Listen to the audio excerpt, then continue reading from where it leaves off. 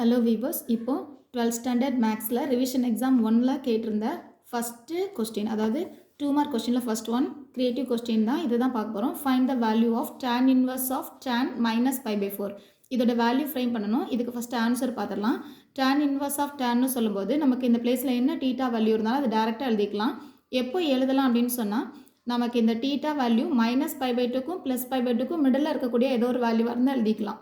அப்படி பார்த்தா இங்கே இருக்கிற கொஸ்டினில் மைனஸ் π/4 இருக்குது. மைனஸ் π/4 அப்படின்றது மைனஸ் π/2ஓட கொஞ்சம் பிகர் வேல்யூ, π/2ஓட ஸ்மாலர் வேல்யூ இல்லையா? ஸோ இந்த லிமிட்டில் இருக்கிறதுனால இதான் நம்மளோட ஆன்சராக இருக்கும்.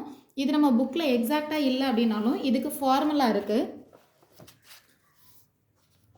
இந்த ப்ராப்பர்ட்டிஸில் third property tan inverse of tan theta equal to theta if theta belong to minus π/2 to plus π/2.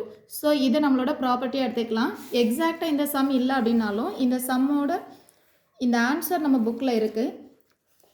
Example 4.17ல் இந்த தேர்ட் சப்டிவிஷன் சம்மில் இருக்குது. இங்கே கொஸ்டின் இப்படி இருந்தாலும் இதை ஃபினிஷ் பண்ணும்போது tan inverse of tan minus π/4 அப்படின்ற வேல்யூ இருக்குது. ஆக்சுவலாக இதோட டைரக்ட் ஆன்சர் மைனஸ் π/4 அப்படின்னு சொல்லி எழுதிட்டாங்க. Since minus π/4 belong to minus π/2, plus π/2, இவ்வளோ லைன் எழுதுனா போதும். ஸோ இதான் நம்மளோட ஆன்சர். இதை போல் வேறு எல்லா கொஸ்டினுக்கும் ஆன்சர் வேணும் அப்படின்னு சொன்னால் நம்ம சேனலை சப்ஸ்கிரைப் பண்ணிக்கோங்க. That's all.